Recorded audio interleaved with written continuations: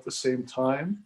The Strawberry Moon Collective, which is a two-piece one, they're doing a mural with Thomas Sinclair, but Marilyn Hugg is also doing a Dreamcatcher building workshop at the same time, and in the same space, so it's outdoors, which is kind of cool. We have tents and tables and everything set up for that.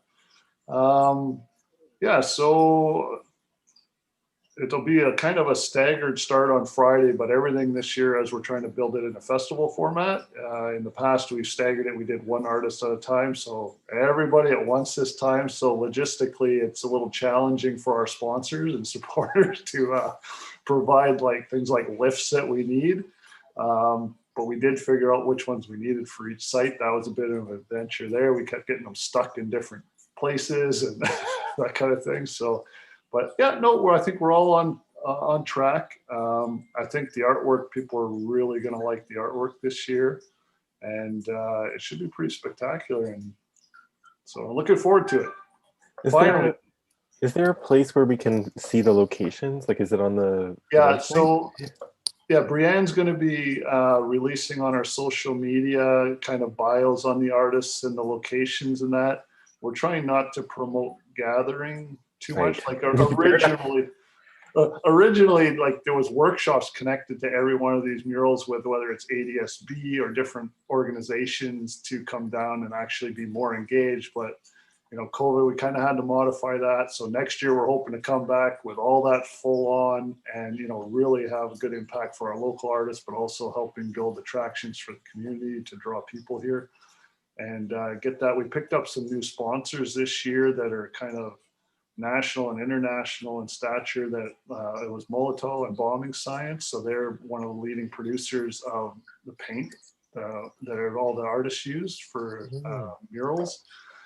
So we're producing those videos and they're going to play them on all their social media for us and everything. So they have quite a bit of reach right in that core demographic that we're looking to hit with the festival. So looking forward to really getting that out there and getting them involved more in the future. So we're hoping everything goes well this year and, you know, continue that on that relationship next year and grow it. So super excited about that kind of, there's stuff happening. So that's good. Right? That's great. Has there been any discussion or anybody talking about doing entire buildings like they did in Sudbury, I think with the hospital complex? Yeah, we're open to anything. We almost have that this year with the site that's at the Pall Mall alley. There's the old former J. Caroline's building there. So we have secured that entire building. So at this point, that's the closest to an entire building that we have. So we have the west, north, and east walls all secured. So this year we'll be using the north starting Friday.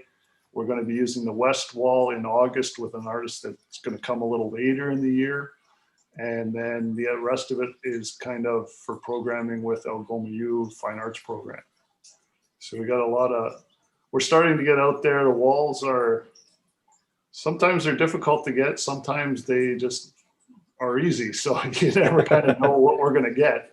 But we have been out there searching, and the old J. Caroline's actually reached out to us and offered the building. So that was great. People are finding out about the projects, they're engaging, and it's nice when they start to come to you because it makes less searching, right? So less cold calling and that kind of thing.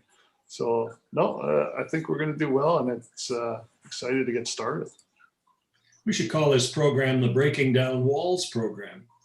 Well, there you go. A little late in the game now, Larry, but you should have been there at the start.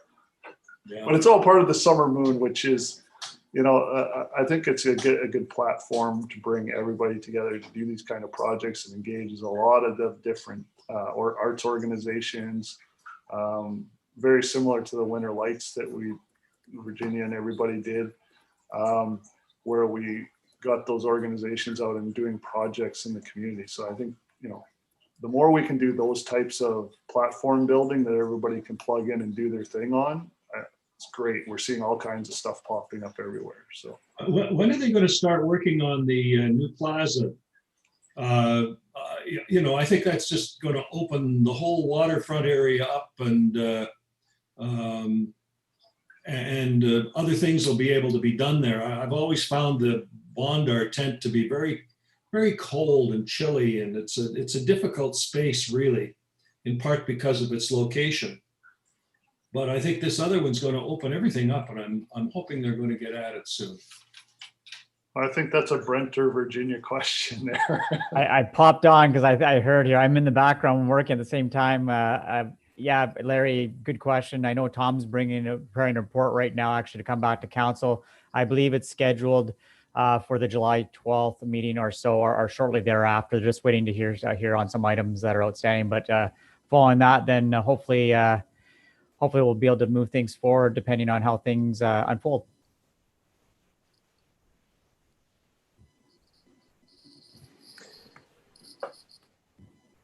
I'm just doing a bit of a time check here. We've got we're nearly at 1:45, and we haven't received a response back yet from any of our other prospective members.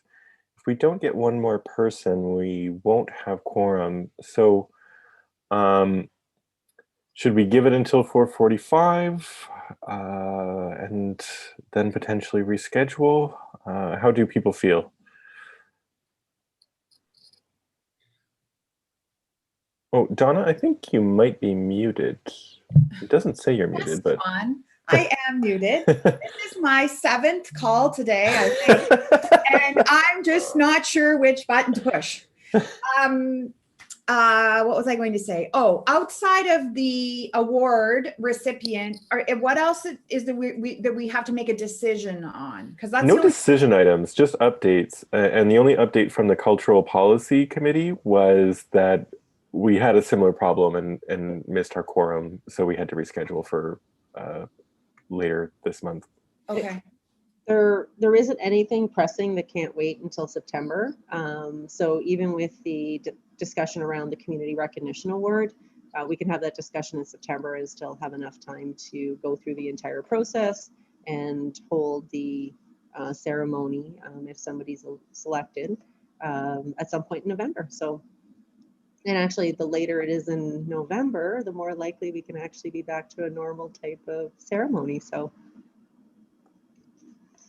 What about anything that we need to be doing relevant to, like, I'm just thinking of the public, isn't the public art policy on this agenda, I think.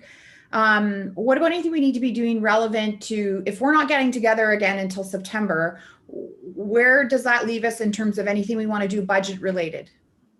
So we could, the Public Art Policy Committee has to meet again. We've got some updates to do. So even if we needed to, we could call a special meeting at some point this summer just to address specifically the public art policy so that we can have that move forward. I do think that a budget request could still go forward in addition, because we did have that multi-year plan where we were hoping to ask for an increase each year throughout. So we could still make that request for additional, we would still be making that request for additional funding. Brent, did you want to add into the plan for the arts and culture funding overall?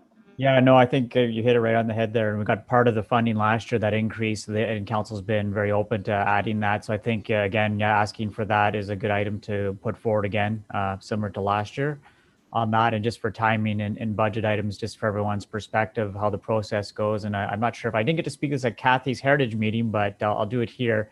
And basically what happens is we put through, there's 3 streams on the budget. You have your capital items that come forward. And then we have our asset management items that are built on a Morrison Hirschfeld report, asset management report, the identified items. Then we have our operational and service level items. So all 3 come together, and then we prioritize each group. So in this perspective, under Recreation and Culture and the Culture Vitality Committee, that would roll up with the community service items. Then that rolls up with community development and enterprise services. Then that rolls up with all of the city items. So we go through about 4 different prioritization sessions to get to the final budget that's sent to council for approval at the end with recommendations. So it's quite a very thorough, robust process. So we start out, we try to be as lean as possible, but even under the community services area, we'll end up with 40 40 or 50 requests. By the end, we're happy to get a handful. That's how it kind of goes from each department by the time we get through the end. So to get items through culture and recreation that Virginia was able to achieve last year is quite a task. And Donna can attest to that at council, to the items that come through. But there's been more of an openness to put more money towards culture over the last few years. So it's good to see. So what if there were, like, we really haven't talked about, like, or brainstormed, I guess, any ideas around other things. We know I have learned that if you don't ask, you don't get. And I know you get one chance to ask, one chance a year, which drives me crazy, but it's the system, and that's the way it is. So doesn't mean I won't try and change the system, but anyways, that's a whole nother topic. So like, we haven't really talked a lot at all, I don't think, right? About, are there other things we want to ask for? Are there other, even if it leads to asking for it now and we get it in a year from now, like, where creatively or like vision wise or whatever, like we get one chance to ask for money to support the ideas that we want to see move forward. And get legs. So all of us, whether we're staff or whether we're other people that are part of this committee. So how is that a possibility? Should we be talking about those kinds of things?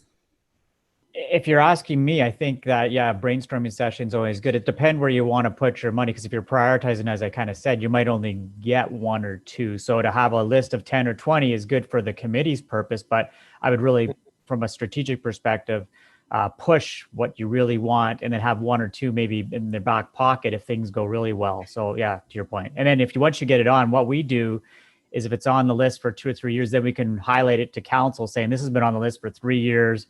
It's a safety issue, a risk issue from maybe a capital component. But from here, you could say, well, it's been on the list for 3 years. The committee really wants it, and it needs to happen. So that's probably the approach you could take. And Virginia wants to put as a comment there. So no, just in addition to what Brent's saying, I mean, there is no reason that the committee can't meet in July if that's the will of the committee. So if we wanted to convene on the 21st and have a meeting to have further discussion, we could absolutely do that as well. I'll recognize Todd, then Larry, then I want to go back to Donna for comment. Thanks. Just to add to Virginia's, in the culture plan, like the target and the goal in that plan was $5 per capita. So that's kind of like, to do that plan, that's the main ask and the goal. And like any of the other stuff that comes from other projects or things that are evolving from that cultural plan, those are like the added things as well. But that main target and goal was to get that $5 per capita funding, which would be, I think in our budget that we did at the beginning of the year, we structured out like next year's ask would be X number of dollars. The year after would be that, to get to that target. So I think that's kind of the plan, unless you wanted to divide it up or it would have changed or whatever. But that's like a committee involvement ideas can flow, but just from a perspective of the culture plan, that's kind of the target. Larry? I don't see why we couldn't meet during the summer. I mean, none of us are probably going to be going very far away. It's just more of the same. And secondly, I'm wondering whether we should try to identify areas within the community where you want to have some cultural recognition or identification or adornment on public property. What leaps to mind, we're doing the walls, the buildings and so on, Todd just talked about, and it's very popular. But if you pops into my mind down on the waterfront, there's a big wooden fish that is in pretty bad shape. He's almost cooked. And before that, there was a bear that had a fishing rod, and they were really popular. It was amazing how many people had their pictures taken with them. And there may be other things, like they're going to put up a twin pad out in the West End. If you want to have art, you've got to start identifying if you need a sculpture or something and commissioning it. You can't just go and buy it like at Walmart. So I'm wondering if we should be trying to identify these kinds of areas for the good of the city as a whole, not giving money to individual groups. This would be a good time of year to be thinking about it, because you can go around and see it and you can ask, We'll go to Virginia then, Todd. Yeah, and just, I think a lot of that will be covered through that public art policy, and then how we go through call to submission. So that is going to be incorporated into that. In addition, when we're doing a new build like the Twin Pad, there will be public art incorporated in that as part of that entire project. And funding for that, and Brent can confirm, is in addition to what's being allocated through the arts and culture funding process. Yeah, we put that, we have our finishing furnitures and equipment, and part of that we did put a budget in place for the art component weight within the side of the building. And Virginia's done a good job of representing. She's got some pretty innovative ideas of things that could go in that are more art pieces, and then interactive components. So maybe at a future date you could share that with the committee, Virginia. Yeah, and just so the committee knows, there will be, for some public art in there, there will be a call out to artists for submissions. So that call will be done. So hopefully once we have that public art policy completed, we'll have a process in place, and then we'll probably begin that call out for artists this fall for those components to be included in the Twin Pad. Todd, did you want to add anything there? I think Virginia and Brett just covered it all. So. Donna, did that, do you have any other ideas or thoughts from that? Or what do you think about meeting in July? Oh God, yeah, I'm perfectly fine. I work in the hospitality industry for a lot of my life. We don't have summer. Like summer doesn't matter to me. So I just feel, and you guys know this, I just feel that, we have a great chance right now. We're a new group, and we really need to drive the agenda forward, and stay on it and keep it out in front and make sure that things are happening. And I feel like when we don't talk to each other for a long period of time, like we just lose that momentum, and we forget what we thought about, and we don't keep each other motivated and energized and thinking creatively and all of that. And the other thing that happens too is that, and I know we can always call a special meeting, but like things can come up over that period of time, right? Like opportunities, maybe potential funding of some kind. Who knows, right? Who knows what it could be? And then I'm happy to get together in July. I really want to see this public art thing move forward. I want to see us get some stuff in the ground, or on the ground, or whatever it is, within the next, 6 to 8 months. And as somebody here said, you don't just go, Larry, you don't go to Walmart for it, right? Like it takes planning, and if we can make a case for more money for a specific thing, and we can see that that as part of budget, that it aligns with some other priorities that are, like for example, the and I don't know what the timeline is on it, Todd might know, but the cultural tourism plan is being worked on right now, right? And when's it, is there a draft date for it or anything like that? There's a public engagement coming up in the next couple of weeks. So we're just gathering up the kind of the contact lists right now to make sure we're getting everybody, and that should be in the next couple of weeks. Okay.